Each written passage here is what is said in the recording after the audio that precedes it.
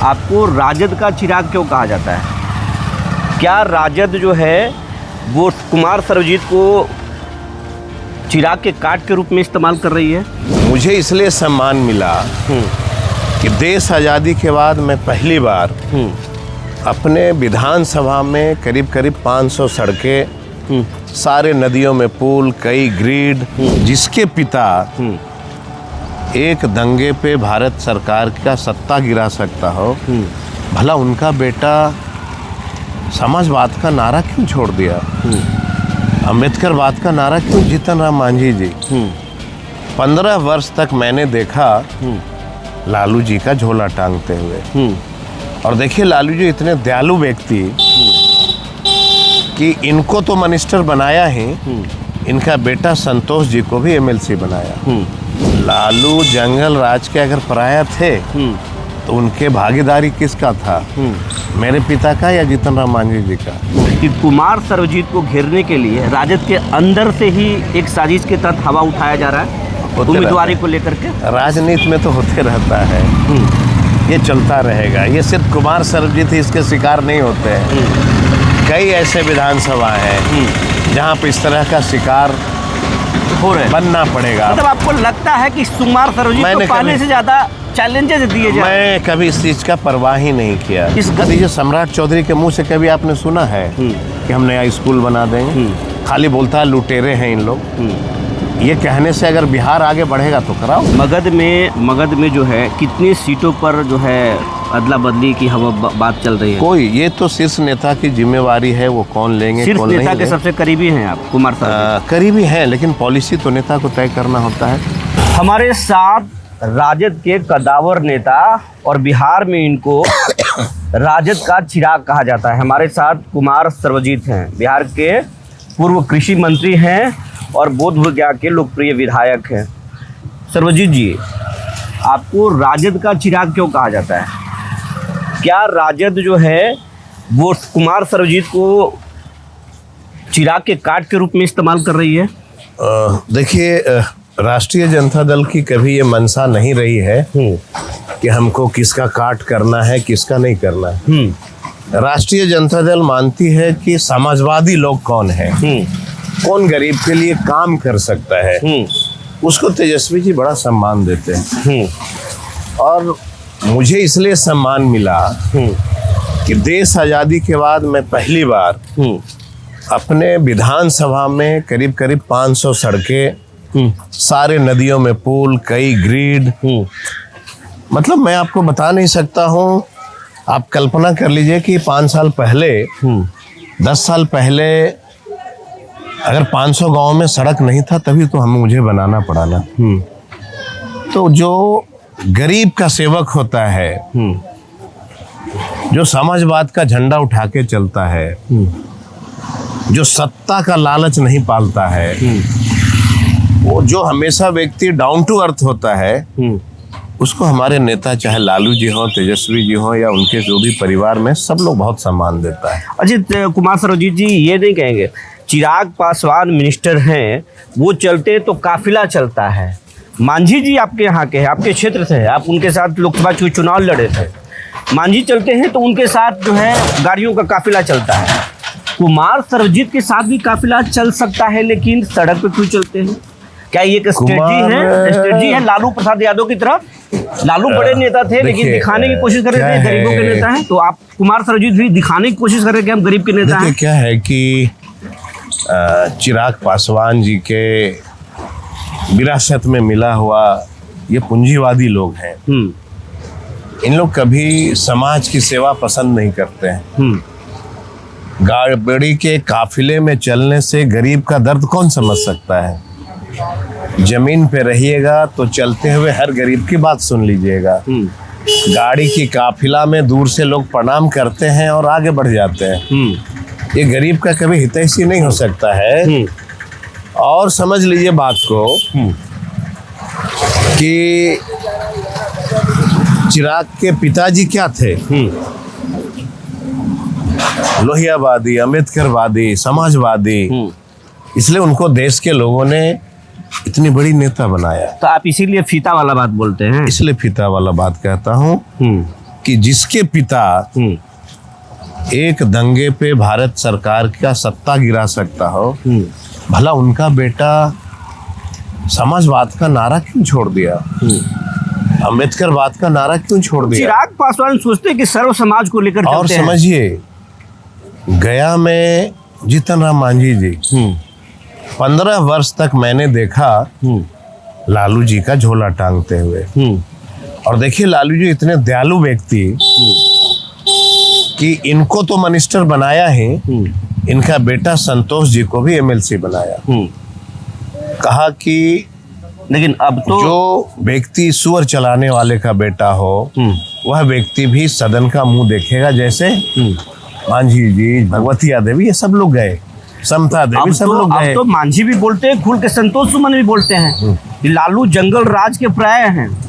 लालू जंगल राज के अगर पराया थे तो उनके भागीदारी किसका था, मेरे पिता का या जीतन राम मांझी जी का? कौन थे भागीदारी उसमें? मांझी जी थे। 15 वर्ष जो है तो मापतौल मिनिस्टर थे आप। तो लालू जी अगर गलत थे तो आप गलत का साथ क्यों दे रहे थे?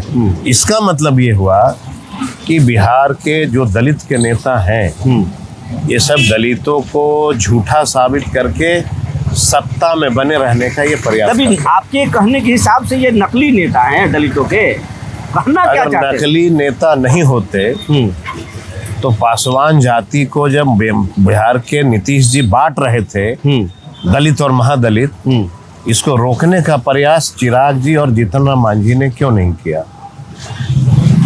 उसमें हम दलितों को बांटने का, उसमें कुमार सर्वजीत आवाज उठाए। मैंने आवाज ही नहीं उठाया था। मैंने रामविलास जी को कहा था कि आप सड़क पे उतरिए।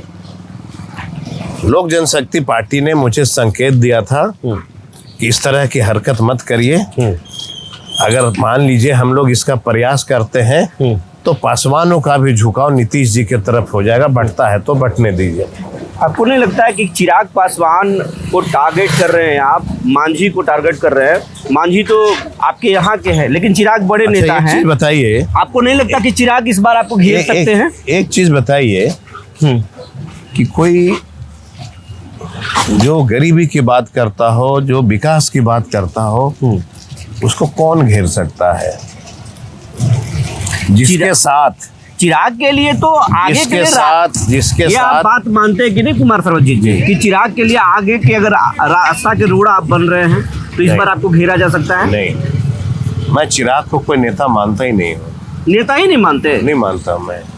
आपका समाज तो नेता मानता है? नहीं, वो तो हाई फाई नेता है ना, वो हाई फाई नेता है।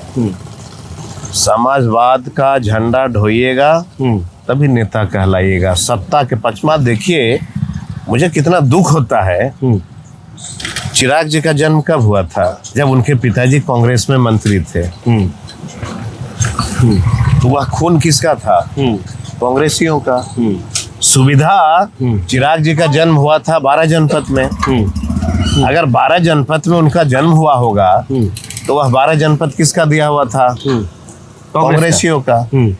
तो जन्म से लेकर के वयस्क होने तक आप जो है कांग्रेस का झोला ढोए। आप बोलते हो राहुल गांधी ने क्या किया, सोनिया जी ने क्या किया, तो कब तक बेवकूफ बनाते रहिएगा इस धरती पर लोग? मुस्कुरा कर आप बहुत अच्छे से घेरते हैं आप। मैंने क्या गलत कहा? अगर मेरा जन्म हुआ है लालू यादव के दरवाजे पे तो गुण तो हमारा गाना पड़ेगा ना। जो उन्होंने मुझे सिखाया है, जो पढ़ाया है, हम उसके लिए काम करेंगे। इस बार बोध गया में हैट्रिक लग रहा है? ये जनता को तय करने दीजिए। ये मुझे लगता है कि बोध गया विधानसभा का जनता तय करे। और मैं आपको खुलेआम कह रहा हूँ, और जनता से हमारी अपील है कि अगर मैं बोध गया विधानसभा में काम किया हूँ और काम का हिसाब दिया हूँ तब तो मुझे सपोर्ट करना, और काम अगर नहीं किया हो तो मत करना। हम काम करने वाले लोग हैं। तेजस्वी जी ने हम लोगों को शिक्षा ही यही दिया है। एक बात और हवा में चल रही है, ये तो सियासत में दौड़ रहा है कि कुमार सर्वजीत को घेरने के लिए राजद के अंदर से ही एक साजिश के तहत हवा उठाया जा रहा है उम्मीदवारी को लेकर के। राजनीति में तो होते रहता है। ये चलता रहेगा। ये सिर्फ कुमार सर्वजीत ही इसके शिकार नहीं होते हैं, कई ऐसे विधानसभा हैं जहाँ पे इस तरह का शिकार हो रहे हैं। बनना पड़ेगा। मतलब आपको लगता है कि कुमार सर्वजीत को पाने से ज्यादा चैलेंजेस दिए जाए? मैंने कभी इस चीज का परवाह ही नहीं किया। इस गढ़ को, मगध के गढ़ को कैसे बचाएंगे आप? अभी तो तेजस्वी के बहुत खास हैं आप, लालू जी की भी भरोसा आपके ऊपर बहुत ज्यादा है। मगध के गढ़ को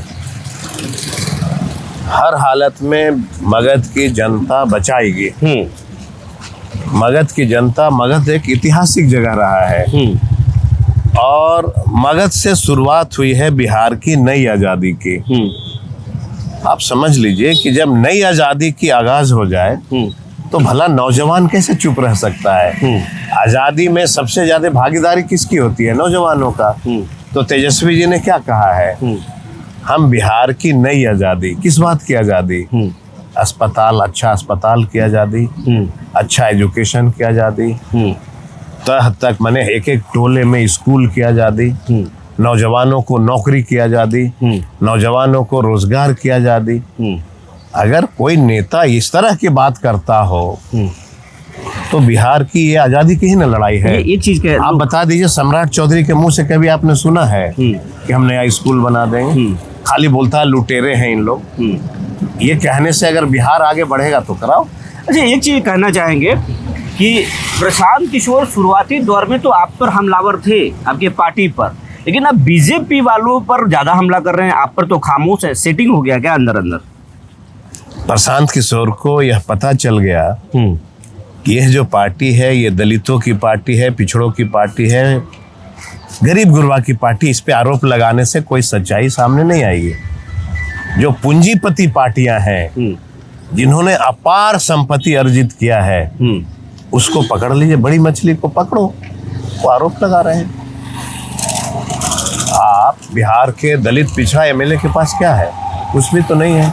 मगध में जो है कितनी सीटों पर जो है अदला बदली की हवा बात चल रही है? कोई, ये तो शीर्ष नेता की जिम्मेवारी है, वो कौन लेंगे शीर्ष कौन नेता नहीं के सबसे करीबी हैं आप, कुमार साहब। करीबी हैं, लेकिन पॉलिसी तो नेता को तय करना होता है। हम लोग तो एक सरकार आपकी बन रही है। मुझे लगता है कि मैं अगर यूं कह दूं कि बनने वाली है तो अच्छा नहीं लगेगा। मैं ये कह सकता हूं कि 100 में 101% इस बार बिहार के नौजवानों की सरकार होगी, बिहार में तेजस्वी की सरकार होगी। और ये क्या अभी हम बिहार के डिप्टी सीएम से बात कर रहे हैं? मुझे लगता है कि आप बिहार के एक सिपाही से बात कर रहे हैं और मैं तेजस्वी जी और राष्ट्रीय जनता दल का एक बहुत छोटा सा सिपाही हूं और ईमानदारी से, बहुत ईमानदारी से, चूंकि मेरे पिताजी भी इस दल में रहे हैं और एमपी विधायक बने हैं, मैं एक बहुत ईमानदार व्यक्ति के रूप में अपने आप को मानता हूं और मैं ईमानदारी से काम करता हूं। एक छोटा सिपाही है तेजस्वी जी। अगर ये कह दें आज आपको पार्टी का सेवा करना है तो भी तय मानिए वही होगा।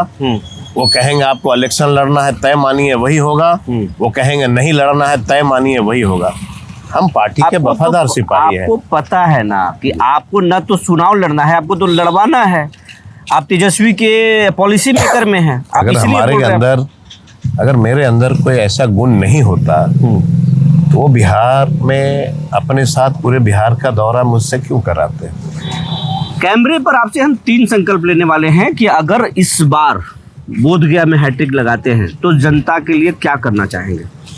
अगर आप नहीं करेंगे तो ये वीडियो फिर दिखाएंगे। सबसे पहले भगवान बुद्ध की इस पवित्र धरती पर यहाँ के तमाम फुटपातियों के लिए जो मैंने नोट 1 में 350 दुकान दिया था, जिसको मुख्यमंत्री ने रद्द करके पार्क निर्माण का काम बोला है करेंगे, मैंने तय कर दिया है। बोधगया के लोगों से अपील किया है कि फुटपातियों को यह सरकार देखना नहीं चाहती है। 2 महीने का वक्त है, इलेक्शन आ गया, इस महीने में शायद इलेक्शन हो जाएगा। बोधगया का फुटपाती लोग सब मिलके सर्वजीत को फिर से मदद करेगा और 350 दुकान जो तेजस्वी जी ने निर्माण का आदेश दिया था वही यहाँ के फुटपाथ के लिए बनेगा। और पर्यटक कैसे आए बोधगया में, यहाँ का व्यापारी आगे कैसे बढ़े, चाहे वह रिक्शा वाला हो, टेम्पो वाला हो, टैक्सी वाला, होटल वाला हो, इसका पेट कैसे भरेगा, इसकी जिम्मेवारी तेजस्वी जी की होगी।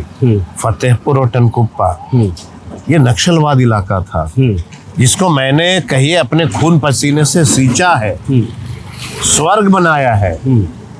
इसी पवित्र धरती पे मैं आप कैमरे के सामने घोषणा कर रहा हूँ कि अगर तेजस्वी जी की सरकार बनी तो फतेहपुर टनकुप्पा में डिग्री कॉलेज होगा, जहाँ पे किसी गरीब के बेटा को गया नहीं आना पड़ेगा, वो फतेहपुर में ही रहे। कैमरे पे बोल रहे हैं आप? कह दिया मैं, जो मैं कहता हूँ वही करता हूँ। तीसरा घोषणा क्या है आपका? किसानों के लिए, किसानों के लिए क्या करेंगे? बिजली फ्री, बिजली फ्री। बिजली फ्री। एक किसान ऐसा नहीं होगा बिहार में, मैं विधानसभा की बात नहीं, एक ऐसा किसान नहीं होगा जो खेती पे निर्भर है, उसका एक पैसा बिजली बिल नहीं लगेगा। तो ये थे कुमार सर्वजीत, जो अपनी बात, अपनी सरकार की बात, अपने नेता के बात बेबाकी से रख रहे थे। बने रहिए हमारे साथ, फिर मिलेंगे किसी शख्सियत के साथ, तब तक के लिए धन्यवाद।